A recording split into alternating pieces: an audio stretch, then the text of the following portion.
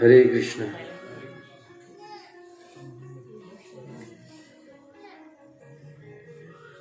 ગરુડ પુરાણના દ્વિતીય દિવસની અંદર ઉપસ્થિત આપ સૌ ભક્તોનું સ્વાગત. ગત સત્રમાં આપણે અહીંયા ચર્ચા કરી કે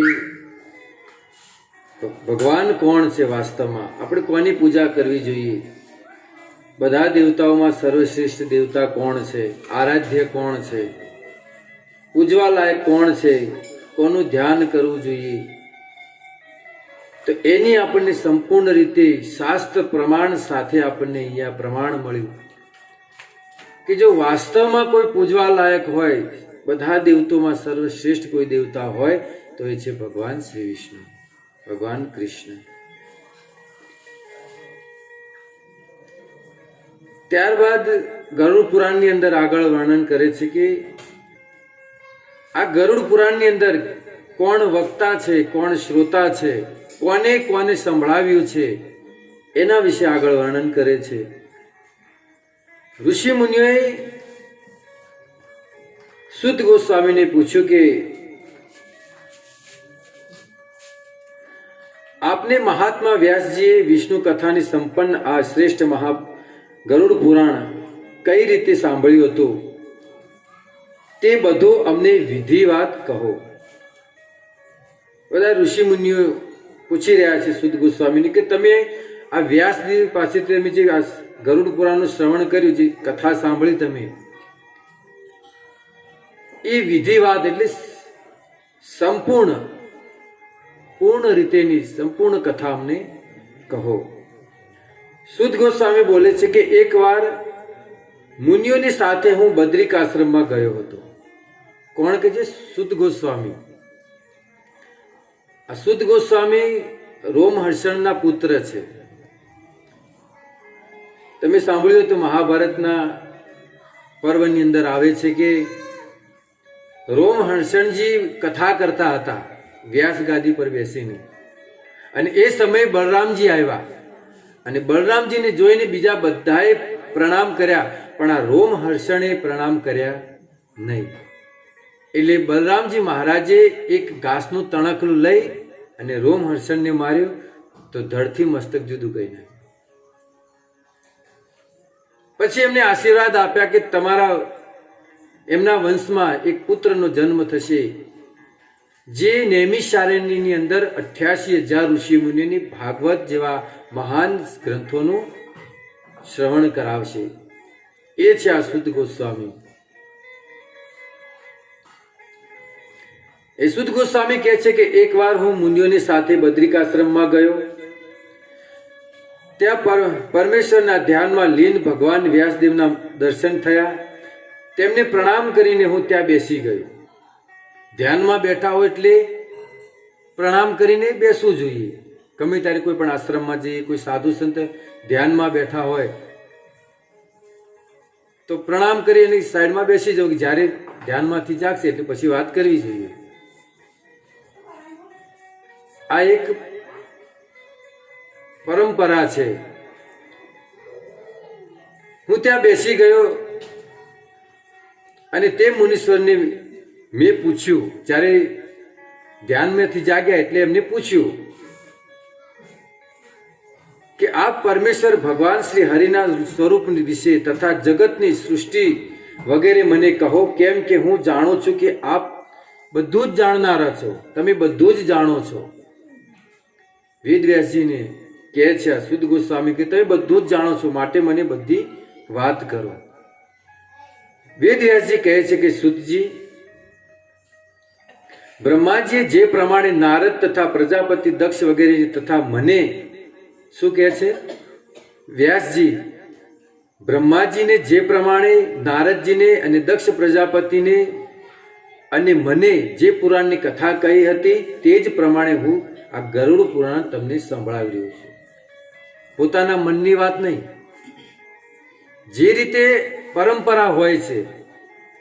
જેમ કે આ અમે જે પરંપરામાં છે એ બ્રહ્મ મધ્વ ગૌડીય સંપ્રદાય છે. જે ભગવાન કૃષ્ણથી આ જ્ઞાન આગળ નીકળ્યું. બ્રહ્માજીને જ્ઞાન આપ્યું, પછી નારદજીને આપ્યું, મધ્વાચાર્ય પાસે જ્ઞાન આવ્યું. એમ ગુરુ પરંપરા દ્વારા જે જ્ઞાન આવે છે એ શુદ્ધ જ્ઞાન હોય છે. પરંપરા ચાર જ છે ભગવાન દ્વારા બનાવેલી. જે ભગવાને ચાર વ્યક્તિને જ્ઞાન આપ્યું હતું. શિવજીને આપ્યું હતું, લક્ષ્મીજીને, બ્રહ્માજીના ચાર પુત્રોને અને બ્રહ્માજીને. અને આ ચાર વ્યક્તિથી ચાર પરંપરા થઈ. તો આ ચાર પરંપરા અંતર્ગત જો તમે જ્ઞાન લેશો તો શુદ્ધ જ્ઞાન મળશે. કારણ કે પરંપરા છે. અને જો પરંપરા વગરનું જો જ્ઞાન હશે તો એમાં કાંઈક ખોટ હશે. કારણ કે એની અંદર પોતાના મનની વાત પણ લોકો ઉમેરી શકે છે. જે વ્યક્તિએ પોતાનાથી જ શરૂ કરી હોય સંપ્રદાય, તો એના ઉપર કોઈ કહેવા વાળું હોય નહીં, એટલે ગમે તે વાત કરી શકે છે. એટલે અહીંયા કહે છે કે મેં જે આગળ સાંભળ્યું હતું એ જ તમને હું કહું છું.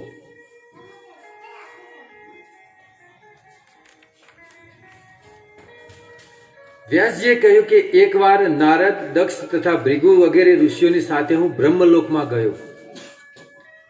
વેદ વ્યાસજી શું કહે છે કે નારદ અને દક્ષ, દક્ષ કોણ છે? બ્રહ્માજીના પુત્ર છે, જેમની કન્યા જે સતી હતી, જેને દક્ષના યજ્ઞમાં બળવું પડ્યું, એમના પિતા દક્ષ તથા ભૃગુ ઋષિ, એ બધાને લઈને હું બ્રહ્મલોકમાં ગયો અને બ્રહ્માજી પાસે ગયો અને તેમને પ્રણામ કરીને મેં પ્રાર્થના કરી કે હે પ્રભુ, આપ અમને સાર તત્વ કહેવાની કૃપા કરો. સાર તત્વ એટલે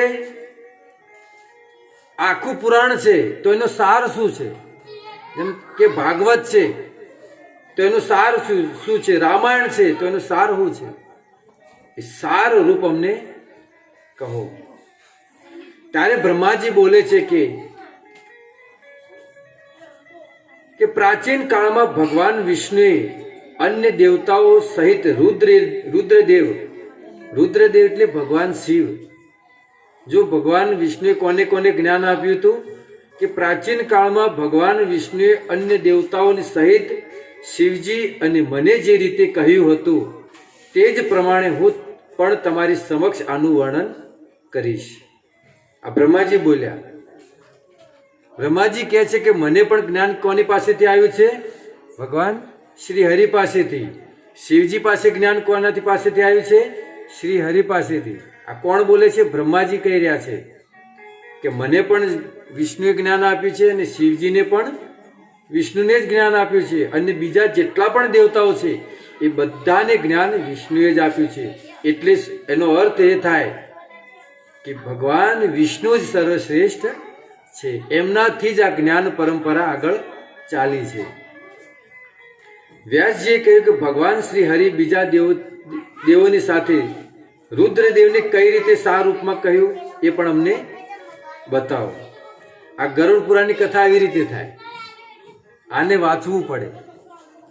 આની કોઈ કથા પેલા પોઈન્ટ લખીને બેસીને પછી કથા તો એવી રીતે આની ના થાય. આને વાંચવું પડે તો જ આની પૂર્ણ જે ફળ કહેવાય એ પ્રાપ્ત થાય. ત્યારે બ્રહ્માજી બોલ્યા કે એકવાર ઇન્દ્ર અને બીજા દેવતાઓની સાથે હું કૈલાસમાં ગયો. આગળ વ્યાસજીએ પૂછ્યું કે તમને અને શિવજીને જ્ઞાન કઈ રીતે મળ્યું હતું એ અમને કહો. એટલે આગળ બ્રહ્માજી ફરી બોલ્યા કે એક સમયે હું ઇન્દ્ર અને બીજા દેવતાઓની સાથે હું કૈલાસમાં ગયો. બ્રહ્માજી કહે છે, અને કૈલાસમાં ગયા પછી ભગવાન શિવ જે પરમ તત્વના ધ્યાનમાં લીન છે, મેં પ્રણામ કરીને એમને પૂછ્યું કે હે સદાશિવ, આપ કયા દેવનું ધ્યાન કરો છો? આ બ્રહ્માજી પૂછે છે શિવજીને. શિવજી ધ્યાનમાં બેસે છે ને સ્મશાન ભૂમિમાં જઈને. તો બ્રહ્માજીએ પૂછ્યું કે તમે કયા દેવતાના ધ્યાનમાં બેસો છો? અમે તો તમારા સિવાય બીજા કોઈને ભગવાન જાણતા નથી, કે તમે જ મહાદેવ છો, અમે બીજા કોઈને જાણતા નથી, તો તમે કોનું ધ્યાન કરો છો? ત્યારે શિવજી કહે છે, જો ધ્યાનથી સાંભળજો, શિવજી કહે છે કે હું તો સર્વથા ફળદાયી, સર્વવ્યાપી, સર્વરૂપ, સર્વેશ્વર તે ભગવાન વિષ્ણુનું ધ્યાન કરું છું. વાત અહીંયા સ્પષ્ટ થઈ ગઈ. શિવજી કોનું ધ્યાન કરે છે? વિષ્ણુનું ધ્યાન કરે છે. અહીંયા ગરુડ પુરાણમાં લખેલું, જે લખેલું છે તમારી સામે હું વાંચું છું. અને કોણ કહે છે? શિવજી પોતે કહી રહ્યા છે કે હું ભગવાન વિષ્ણુનું ધ્યાન કરું છું અને શરીરે ભસ્મ લગાવું છું. શરીરે ભસ્મ લગાવી અને માથા પર જટા બાંધી અને નિત્ય નિરંતર એમનું ધ્યાન કરું છું. સ્મશાનમાં શા માટે બેસે છે ભગવાન શિવ? કારણ કે સ્મશાનમાં કોઈ વ્યક્તિ એમને આંટો મારવા ન જાય કે લાવો આજ સ્મશાનમાં પણ ફરી આવીએ. કોઈ કે બગીચામાં બેઠા હોય, ગાર્ડનમાં બેઠા હોય તો બધાય ફરવા જાય, પણ શિવજી સ્મશાનમાં એટલા માટે બેસે છે કે કોઈ અહીંયા ફરવા માટે આવે નહીં. અને જો કોઈને લઈને આવ્યા હોય તો શાંત હોય. સ્મશાનમાં કોઈ હોવા થતું હોય ને, ભલે સૌને લઈને આવ્યા હોય તો પણ, મૃતદેહને લઈને તો પણ શાંતિ હોય છે. એટલા માટે જો ભજન કરવું હોય તો શાંત જગ્યા ગોતવી જોઈએ, તો જ ભજન થાય. એટલે ભગવાન શિવ સ્મશાન જેવી ભૂમિ એટલા માટે ચોઈસ કરે છે કે અહીંયા મને ડિસ્ટર્બ થાય નહીં. એટલા માટે ભગવાન શિવ સ્મશાનમાં બેસે છે. અને જો કોઈ ભક્ત એમને તપસ્યા કરે તો ભગવાન શિવ ફટાફટ જઈ એને વરદાન આપી અને પાછા આવે છે.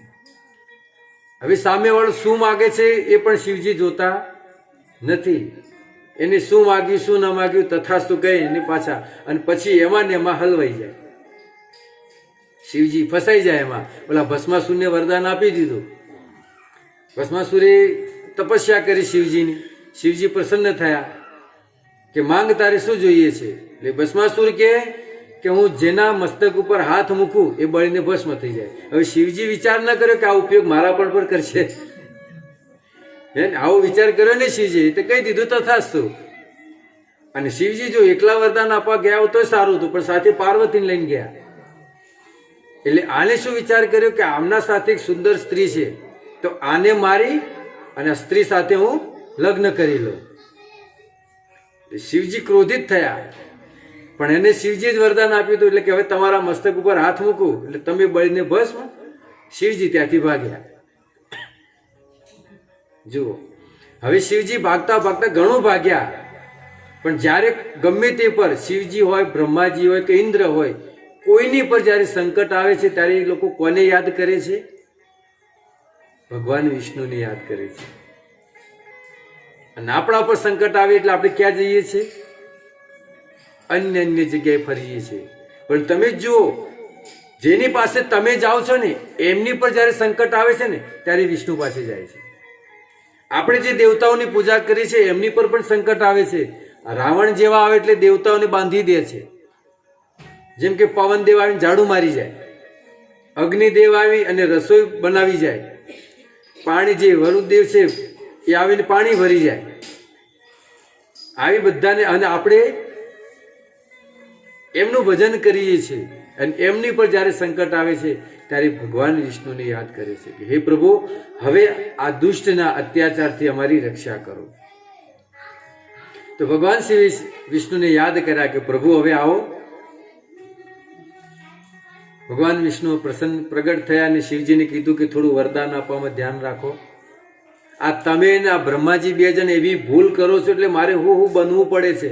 ક્યારેક સુવર બનવું પડે છે, ક્યારેક તો એવું બનવું પડે કે જે માણસમાં નહીં કે પશુમાં નહીં કોઈમાં નહીં એવા મારા રૂપ લેવા પડે છે. એટલે થોડું સમજી વિચારીને વરદાન આપો. પછી ભગવાને અસુરને મોહિની રૂપમાં ફસાવી અને એની સાથે નૃત્ય કરી અને એનો જ હાથ એના મસ્તક ઉપર રખાવી અને એ ભસ્મ થઈ ગયો. અહીંયા ભગવાન શિવ કહે છે કે હું એ જ ભગવાન વિષ્ણુનું ધ્યાન કરું છું. અને એ ભગવાન કેવા છે? એ કહે છે સર્વ વ્યાપક છે, બધી જ જગ્યાએ વ્યાપ્ત છે અને નિરાકાર છે અને પદ્મનાભ છે. ત્રણ શબ્દ અહીંયા આવ્યા. પહેલો શબ્દ છે સર્વ વ્યાપક, એટલે દરેક જગ્યાએ છે. દરેક જગ્યાએ જે હોય એને શું કહેવાય? નિરાકાર કહેવાય. હે ને? અને પાછળ આગળ કયો શબ્દ કીધો શિવજીએ? પદ્મનાભ છે. પદ્મનાભ, પદ્મ એટલે કમળ, નાભ એટલે નાભી. જેની નાભીમાંથી કમળ ઉદય થાય છે અને એક કમળમાંથી બ્રહ્માજી પ્રગટ થાય છે. હવે નિરાકાર હોય તો નાભી ક્યાંથી હોય? હે ને? જેનો આકાર જ નથી, કોઈ આકાર નથી, તો એને નાભી ક્યાંથી આવી? સમજાય છે વાત? શિવજી પણ અહીંયા કહે છે કે ભગવાન સાકાર રૂપમાં છે, કારણ કે પદ્મનાભ છે, એમણે નાભી કમળમાંથી કમળનું પ્રગટ થાય છે અને એમાં બ્રહ્માજી પ્રગટ થાય છે. એટલે અહીંયા કહે છે કે કેવા છે? પદ્મનાભ છે, તેઓ નિર્મળ છે, હંસ સ્વરૂપ છે, એવા શ્રી હરિનું હું ધ્યાન કરું છું. જુઓ અહીંયા ભગવાન શિવ કહે છે, સાબિત કરી દીધું ભગવાન શિવે કે હું ભગવાન વિષ્ણુનું ધ્યાન કરું છું. આગળ શિવજી કહે છે કે ચાલો હવે તમારે જે જાણવું છે કે પરમ તત્વ કોણ છે, એ જો આપણે જાણવું હોય તો એ પરમ તત્વ ભગવાન વિષ્ણુ પાસે આપણે બધા ત્યાં જ જઈએ, શ્રી હરિ પાસે જ જઈએ ને, અને એમને જઈને જ પૂછીએ કે વાસ્તવમાં આ સૃષ્ટિની રચના, પાલન આ બધું કોણ કરે છે?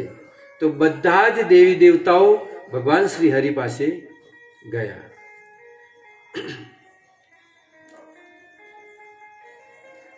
ત્યાં જઈને બધાએ જિજ્ઞાસા કરી કે અમને સાર રૂપ કહો કે આ સંસારની રચના કોણ કરે છે? તો એનો પ્રત્યુત્તર આપતા શ્રી હરિ કહે છે કે હે રુદ્ર, રુદ્રનો અર્થ થાય ભગવાન શિવ. હું જણાવું છું કે બ્રહ્મા અને બીજા દેવતાઓ સહિત તમે પણ તેનું શ્રવણ કરો. જો અહીંયા હવે વિષ્ણુ કહે છે, પહેલા શિવજીએ કીધું કે બધા દેવ કોણ છે? વિષ્ણુ છે, એનું જ હું ધ્યાન કરું છું, આ શિવજીએ કીધું. પણ કદાચ આ બધા દેવતાઓના મનમાં સંશય થાય. અહીંયા હું 5 દિવસ કથા કરીશ કે ભાઈ સર્વશ્રેષ્ઠ કોઈ ભગવાન હોય તો કૃષ્ણ જ છે. તો પણ પ્રશ્ન થાય મનમાં, કેમ ભાઈ કૃષ્ણ જ કેમ? તો શિવજીને એમ થયું કે કોઈના મનમાં સંશય ન રહે, એટલા માટે શ્રી હરિ પાસે ગયા. શિવજી બધાને લઈને ગયા કે ચાલો બધા, અને ત્યાં જઈને પૂછ્યું અને પ્રત્યુત્તર આપતા ભગવાન શ્રી હરિ કહે છે કે હું જ બધા દેવોનો દેવ છું. આ વિષ્ણુએ કીધું, હું જ બધા દેવતાઓમાં સર્વશ્રેષ્ઠ હું જ છું, હું જ સગળા લોકોનો સ્વામી છું, દેવોનો આરાધ્ય, દેવો એટલે દેવતાઓ પણ મારી જ પૂજા કરે છે, પૂજ્ય અને સ્તુતિ કરવા માટે કરવા યોગ્ય પણ હું જ છું. હવે અહીંયા ભગવાન વિષ્ણુ કહે છે કે હું જ વેદ છું, હું જ યજ્ઞ છું, બધું હું જ પોતે છું. અને પ્રાચીન કાળમાં ગરુડજીએ પૃથ્વી પર જઈને તપસ્યા કરી હતી. એ તપસ્યા કોની? મારી કરી હતી. અને મેં એમને વરદાન આપ્યું હતું, એમને વરદાન માંગ્યું હતું કે મને એવું બળ આપો કે મારી માતાને નાગ લોકોએ જે પાસ બંધી બનાવી દીધા છે, તો એમને હરાવી અને મારી માતાને હું મુક્ત કરી શકું. તેનું વરદાન પણ ભગવાન હરિ કહે છે મેં એમને આપ્યું હતું.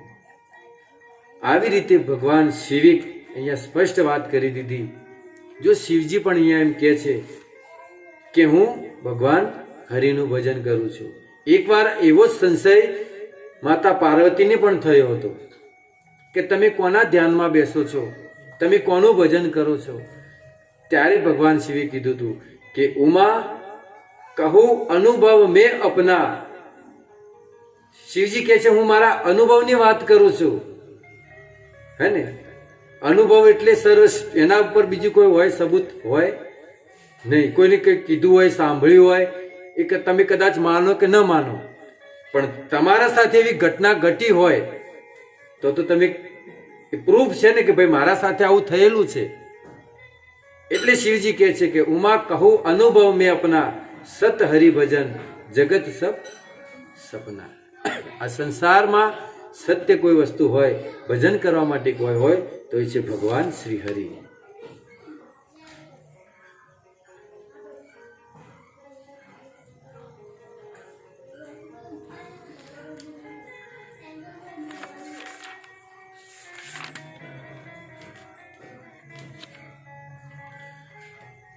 ત્યારબાદ આગળ માનસ સૃષ્ટિ જે મનુષ્ય યોની શરૂઆત થઈ એ દક્ષ પ્રજાપતિ એમના પુત્ર મનુ એમના દ્વારા બધી થયું હતું.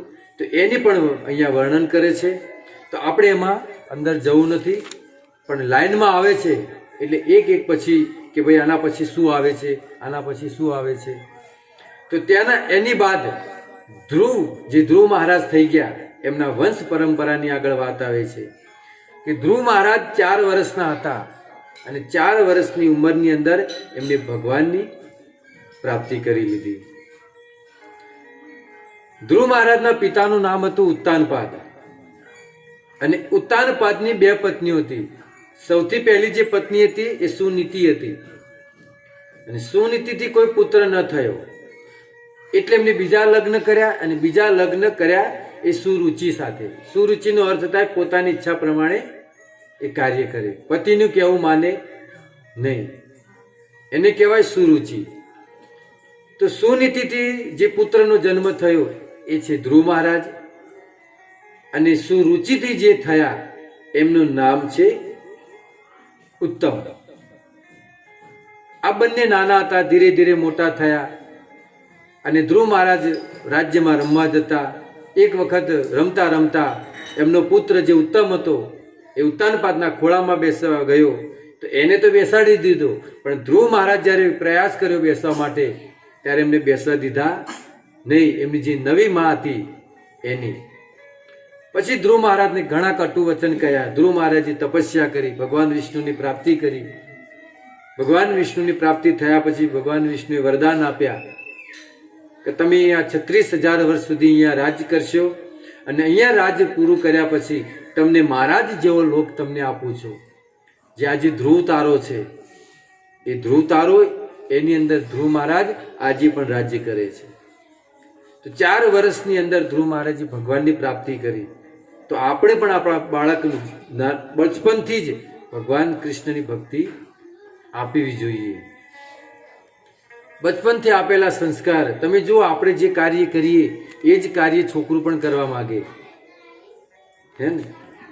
જે કાર્ય તમે કરો એ જ છોકરું કરવા માંગે. એટલે તમે જો ઘરમાં દીવાબત્તી કરતા હશો, અગરબત્તી કરતા, છોકરાની પણ ઈચ્છા થશે કે હું પણ આ કાર્ય કરું. એટલા માટે બચપનથી એને સંસ્કાર આપવા જોઈએ.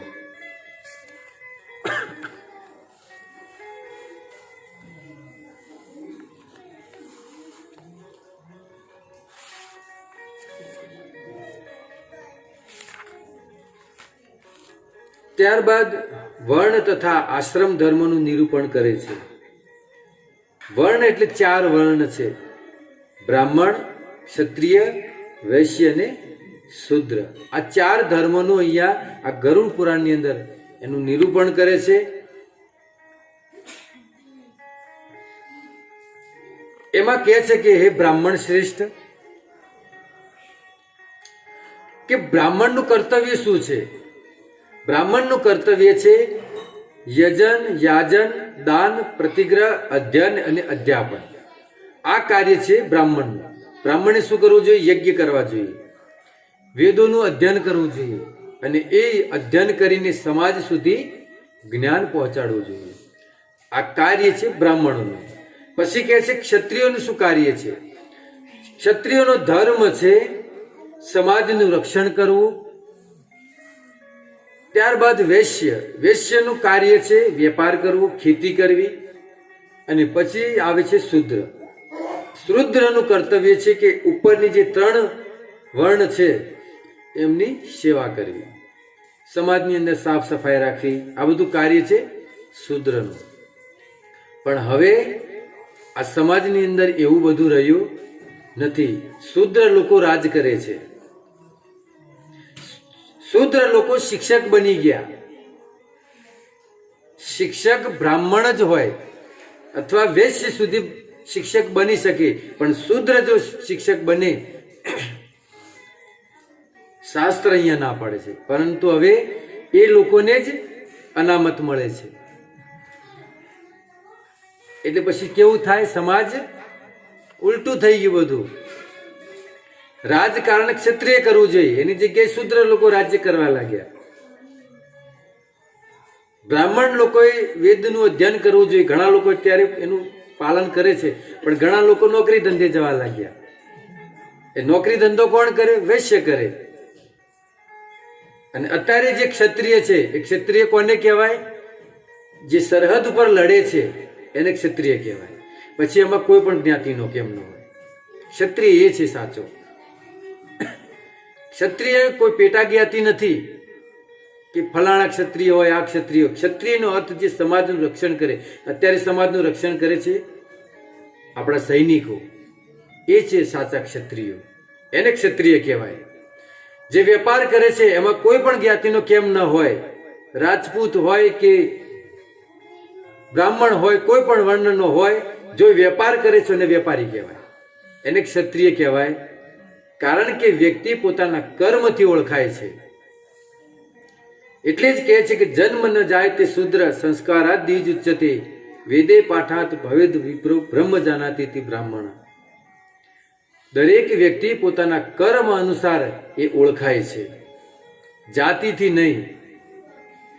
એટલે ગીતામાં પણ ભગવાન આ બધી વ્યવસ્થા છે, જે 4 વર્ણની જે છે એ ભગવાન દ્વારા વ્યવસ્થા કરવામાં આવી છે.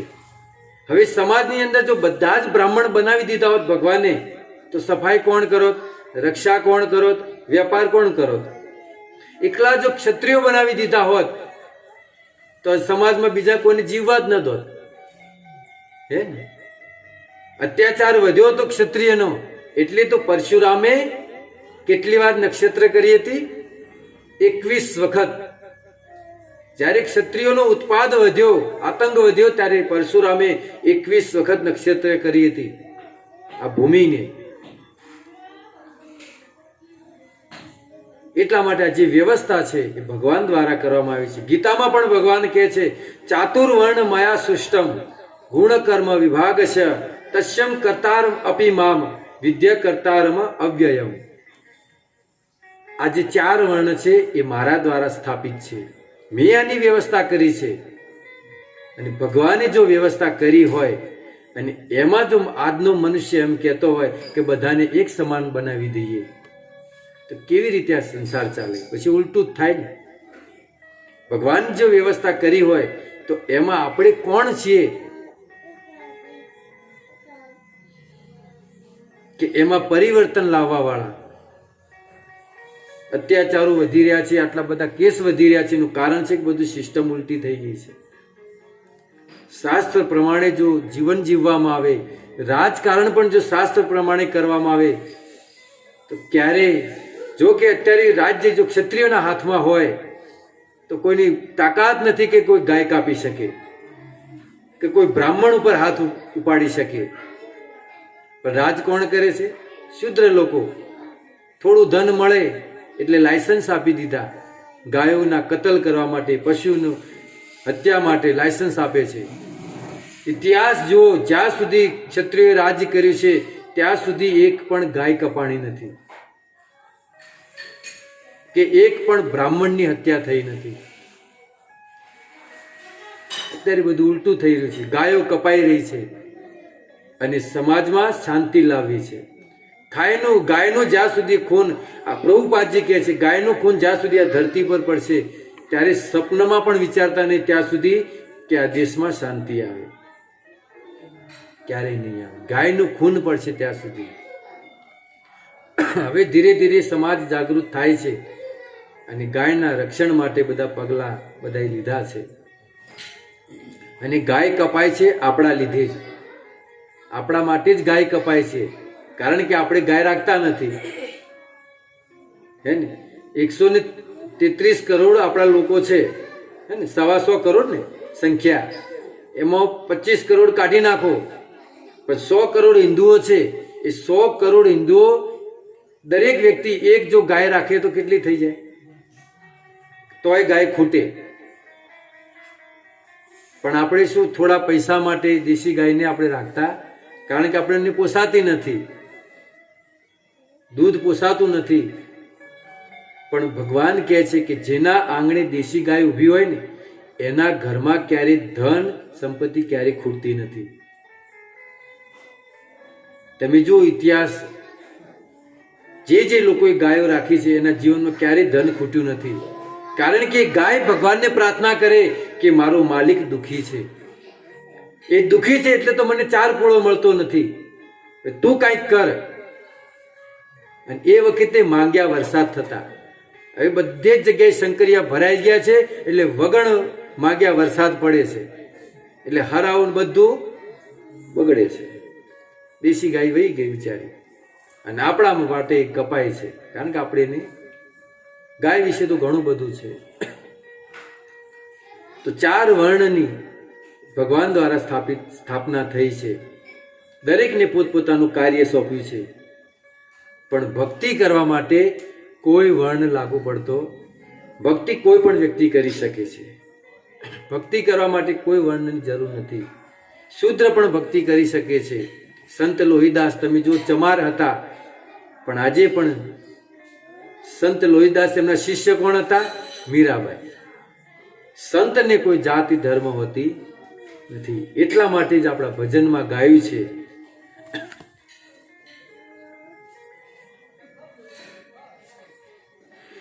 ભક્તિ રે કરવી જેને રાખ થઈને રહેવું ને, મેલવો અંતરનો અભિમાન રે.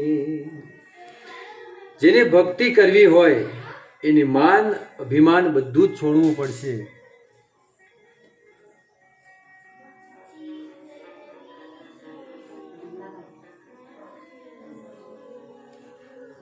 રાધે.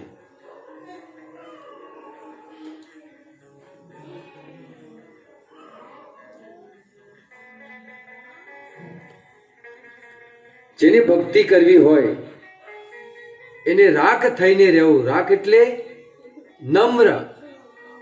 ઘાસના તણકલા કરતા પણ નમ્ર એને રહેવું જોઈએ. ઘાસના તણકલા કરતા એટલે ઘાસના તણકલા પર તમે પગ મૂકો અને પગ મૂકીને ચાલી જાઓ તો પાછું ઘાસ ઊભું થઈ જાય. એવા નહીં, એના એકવાર નમી ગયા તો નમેલા જ રહેવું. મેલવું અંતરનું અભિમાન. અભિમાન એટલે કે હું ભાઈ આ છું, ઓલો છું, એ બધું જ મૂકવું પડશે. અને બધું જ મૂકીને અભિમાન છોડીને, ઘણાને અભિમાન હોય છે, ધનનો અભિમાન, વૈભવનો અભિમાન, પદનો અભિમાન, આ બધા જ અભિમાન જ્યારે છૂટશે ત્યારે જ આપણે ભક્તિ કરી શકશું. ભજન ગાવું પણ ઇક્કો ખરાબ થઈ ગયો લાગે છે. રાધે. હરે કૃષ્ણ. ભક્તિ રે કરવી એને રાખ થઈને રહેવું ને, અંતરનો અભિમાન રે.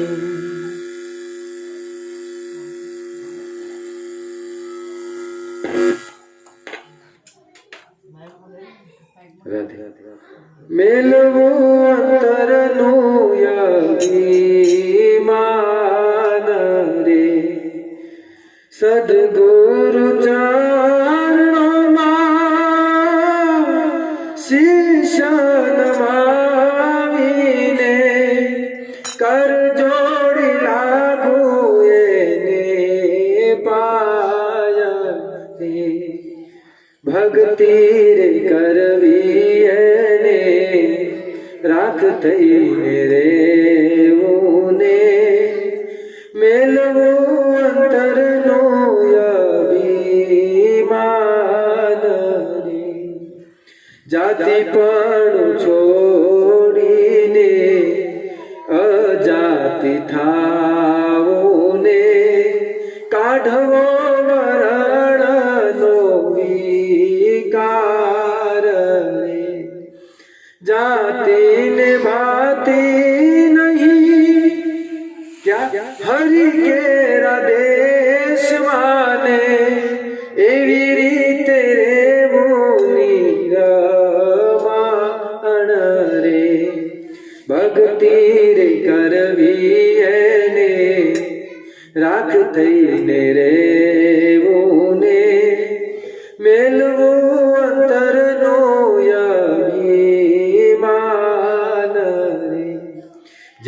ભક્તિ કરવી હોય એને જાતિપણું છોડવું પડશે અને એવી રીતે નિર્માણ થઈ અને ભક્તિ કરવી પડશે. આગળ કહે છે, દોષ ને અવગુણ જોવે નહીં કોઈ નાજે, એને રે કહીએ હરિના દાસ રે. દોષ ને અવગુણ જોવે નહીં કોઈ નાજે, એને રે કહીએ હરિના દાસ રે. આશા ને તૃષ્ણા જેને એકે નહીં ઉરને, એનો રે દ્રઢ કરવો વિશ્વાસ રે.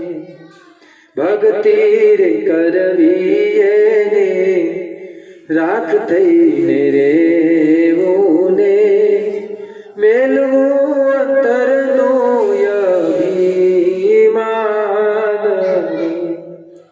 ભક્તિ કરો તો તમે એવી રીતે કરજો ને, રાખજો વચનમાં વિશ્વાસ રે. ભક્તિ કરો તો તમે એવી રીતે કરજો, તમે જો કોઈને વચન આપો તે વચનમાં વિશ્વાસ રાખજો. અત્યારે વચન ઘણા આપી દે કે આમ કરીશ ઓલું કરીશ, અને આ જીવન તમને સાચવીશ, પરંતુ જ્યારે સમય આવે એટલે માણસ ભૂલી જાય છે. કોઈ વચનનું પાલન થતું નથી. અહીંયા ગંગા સતી કહે છે પાનબાઈને, પાનબાઈ કોણ છે? એમને કહે છે, આ ભજન એમને સંભળાવ્યું છે કે જેની ભક્તિ કરવી હોય એને રાગ થઈને રહેવું, જાતિપણું છોડવું પડશે, અભિમાન છોડવું પડશે, કોઈની અંદર દોષ નહીં જોવાના. આજે તો સૌથી મોટી વસ્તુ એ છે કે બીજામાં દોષ જોતા હોય છે કે ઓલામાં આ છે, ફલાણામાં આ છે. પણ જે વ્યક્તિ બીજામાં દોષ જોવે તો સમજવું કે એના પોતાની અંદર દોષ ભરેલા છે, એટલે તો એને બીજામાં દોષ દેખાય છે. કારણ કે પીળા કલરના ચશ્મા પહેર્યા હોય તો એને સંસાર બધો પીળો જ લાગે. જે દારૂ પીને જતો હોય ને એને એમ ન લાગે હું પીધો છે, એને એમ જ લાગે બધા કેમ ભમે છે, પણ ભમતો હોય પોતે એકલો જ. એટલા માટે કોઈની અંદર દોષ ન જોવે, કોઈની આશા ન રાખે, આશા માત્ર ભગવાનની રાખે, બીજા કોઈની આશા નહીં.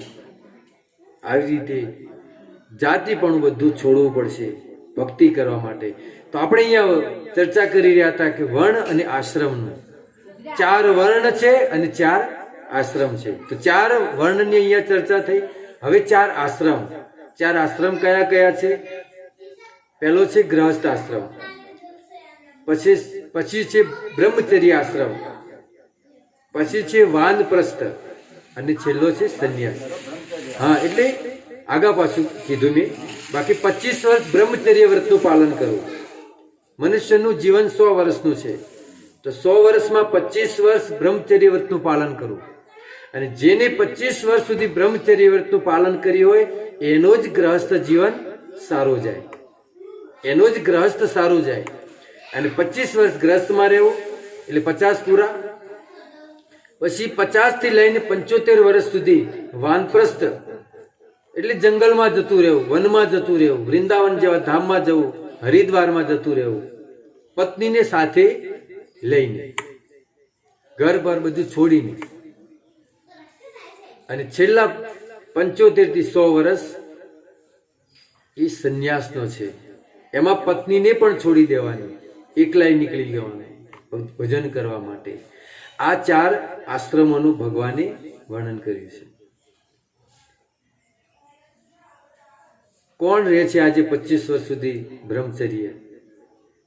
સંભવ જ નથી આ જમાનામાં. કારણ કે મોબાઈલ આવી ગયા છે,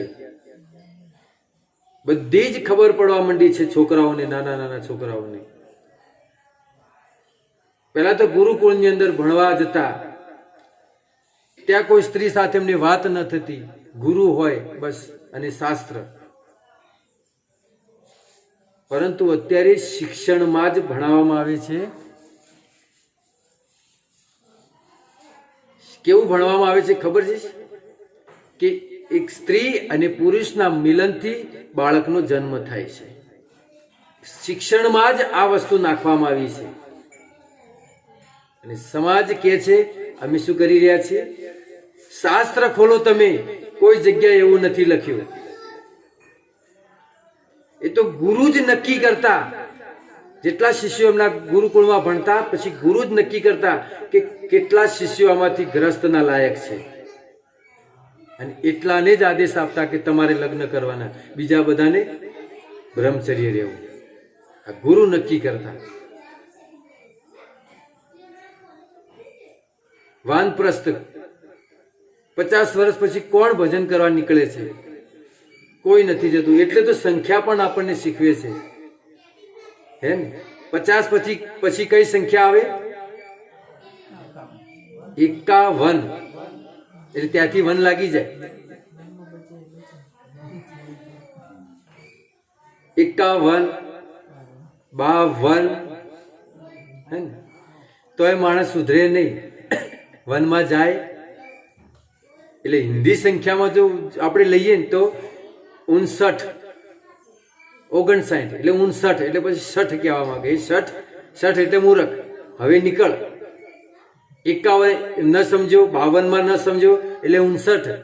હવે 60 નીકળ.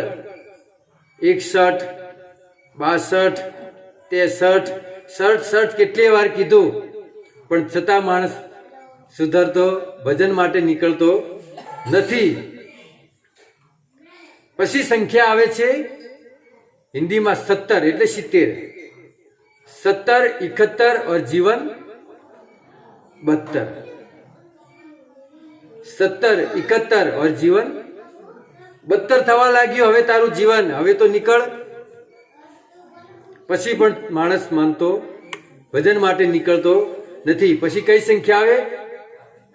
79, 81, 80, પછી 81, 82, એટલે પડ્યો ખાટલામાં છી કરતો હોય. 81, 82, 83. હવે છી કરે છે. ઘરવાળા થાકી ગયા ધોઈને કે હવે ધોતિયા બગડવા માંડ્યા છે, તો એ માણસ ભજનમાં લાગતો નથી. પછી ભગવાન શું કરે ખબર છે? 90 પછી કઈ સંખ્યા આવે? 91. એટલે કાણા બંધ કરે ભગવાન. હવે એક બંધ થાય, બીજું બંધ થાય, બધા કાણા બંધ થવા લાગે. એટલે સંભળાવાનું બંધ, જોવાનું બંધ, હે ને? એટલે નહીં કે શું કીધું? હવે કાણા ભગવાન એક કાણું, એ સંખ્યા પૂરી. સંખ્યા પણ શીખવે છે આપણને કે 50 પછી 51 લાગે છે એટલે વન તરફ પ્રયાણ કરવું, વનમાં જતું રહેવું ભજન કરવા માટે. છતાં પણ 100 વર્ષ પૂરા થઈ જાય પણ ઘરે જ હોય. 50 વર્ષ, 50, 55 ઉંમર પછી સરકાર પણ રિટાયર કરી દે છે. 55 માંથી 55 સુધી પહોંચી ગયા. 55 થી 55 સુધી પહોંચી ગયા, પણ છતાં ભજન કર્યું નહીં. એટલે સરકાર પણ રિટાયર કરે છે કે હવે ભાઈ તમે ઘરે જાઓ. રિટાયર્ડ નો અર્થ શું થાય ખબર છે? ટાયર્ડ એટલે થાકવું, અને રી એટલે વધારે પડતા હવે તમે થાકી ગયા છો, હવે ઘરે રહ્યો. અને પછી રિટાયર્ડ થઈને ઘરે આવ્યા એટલે એમને પૂછો કે હવે તમે શું કરો છો? એટલે હવે હું સોસાયટીમાં જોડાણો છું, હવે તો આમાં જોડાણા, સંસ્થામાં જોડાઈ ગયો છું, પણ ભજનમાં લાગતો નથી. એટલે વ્યક્તિએ ભક્તિમાં લાગવું જોઈએ, ભજન કરવું જોઈએ. સંખ્યા પણ આપણને શીખવે છે. તો અહીંયા 4 આશ્રમોનું અહીંયા વર્ણન કર્યું અને 4 વર્ણનું: બ્રહ્મચર્ય, ગ્રહસ્થ, વાનપ્રસ્થ અને સંન્યાસ. છેલ્લે સંન્યાસ આશ્રમ છે.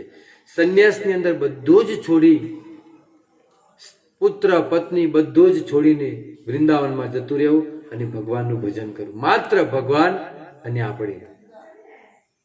કોઈ એક જગ્યાએ એની ઊભું પણ નહીં રહેવું. જેમ કે અહીંથી વૃંદાવન નીકળ્યા તો જે પણ મંદિરમાં રોકાણા તો એ મંદિર બીજા દિવસે એમને છોડી દેવું. જે વૃક્ષ નીચે રાત્રે સૂતા એ સવારે એ વૃક્ષને છોડી દેવું. કેમ કે કોઈ પણ વસ્તુ સાથે એમને મોહ થાય નહીં, એટલે મમતા થાય નહીં, એટલે દરેક વસ્તુ એમને ચાલતા જ રહેવું. સંન્યા નહીં કે સાધુ ચલતા ભલા, પાણી વહેતા ભલા. સાધુ હંમેશા સંન્યાસી ચાલતો જ સારો લાગે, એટલે સંન્યાસ આશ્રમ છેલ્લે છે. ત્યારબાદ સ્નાનની વિધિ સમજાવે છે. સ્નાનની વિધિ સમજી અને આપણે એક ભજન લઈને પૂરું કરીએ. 4 પ્રકારના સ્નાન હોય. જે વ્યક્તિ 3 વાગે એટલે બ્રહ્મ મુહૂર્ત થઈ જાય 3 વાગે, જે વ્યક્તિ બ્રહ્મ મુહૂર્તમાં સ્નાન કરે તો એ સ્નાનને કહેવાય છે અમૃતનું સ્નાન. પછી 5 વાગે જે સ્નાન કરે એ સ્નાનને કહેવાય છે દૂધનું સ્નાન. પછી દિવસ અજવાળું થઈ જાય, સૂર્યના પહેલા અજવાળું હોય છે, સૂર્ય ઉગ્યો એના પહેલા, એ વખતે જો કોઈ વ્યક્તિ સ્નાન કરે તો પાણીનું સ્નાન કહેવાય છે. પછી સૂર્ય ઉગી ગયો હોય, સૂર્ય માથે ચડ્યો હોય અને પછી ઊભા થઈને જે સ્નાન કરે એને કહેવાય છે ખૂનનું સ્નાન, લોહીનું સ્નાન કહેવાય છે એને. સૂર્ય ઉદય થયા પછી જે સ્નાન કરે એ શાનાથી સ્નાન કરે છે? પાણી નથી, એ લોહી છે. એટલે છેલ્લામાં છેલ્લું પાણી સુધી તો નાઈ જ લેવું, હે ને? અજવાળું થઈ જાય ત્યારે નાઈ લેવું. પછી ખૂનમાં નાવું. આપણે અમૃતમાં તો નાવાના નથી. જે 3 વાગે તો કોણ નાય? સાધુ સંતો સિવાય બીજું કોઈ નાય નહીં. 5 વાગે પણ કોઈ નાય નહીં. હવે તો ભાઈ શિયાળો આવ્યો છે એટલે મહિના સુધી નોમ જ ના લેતા પ્રભુજી. હા, મહિનામાં 1 વાર, એ પણ ઘરવાળા કઈ થાકી ગયા કે હેડો નાવા, તારે નાવા આવી. અને સંસારમાં ઘણા માણસો એવા પણ છે જેમને ચોમાસું આવીને નવરાવે છે. ચોમાસું આવીને નવરાવે પછી આવતા ચોમાસે નાય. બાકી એટલે સ્નાન બહુ જરૂરી છે. શરીર તન પવિત્ર રાખવું બહુ જરૂરી છે. શરીર પવિત્ર હશે, આપણને ઘર ગંદુ ગમે? ઘરમાં ઝાડુ મારી છે દિવસમાં 3 વાર 2 વાર પોતું મારતા હશો. કેમ? કે સ્વચ્છ રહે. કેમ? આપણું ઘર છે, એમાં આપણા દેવતાનો વાસ છે. તો આ પણ એક ઘર છે ને, એમાં પણ પરમાત્માનો વાસ છે, ભગવાનનો વાસ છે. તો આને તમે ગંદુ રાખશો તો કેમ ચાલશે? એટલે આ શરીરને પણ શુદ્ધ રાખવું બહુ જ. પહેલી જ પવિત્રતાની વાત આવે ત્યારે શરીર શુદ્ધતાની વાત આવે છે. એટલે આ રીતે સ્નાનની વિધિ સમજાવે છે. હવે એક ભજન લઈએ અને ભજન લીધા પછી જો સમય હોય તો કંઈક લેશું, નહીં તો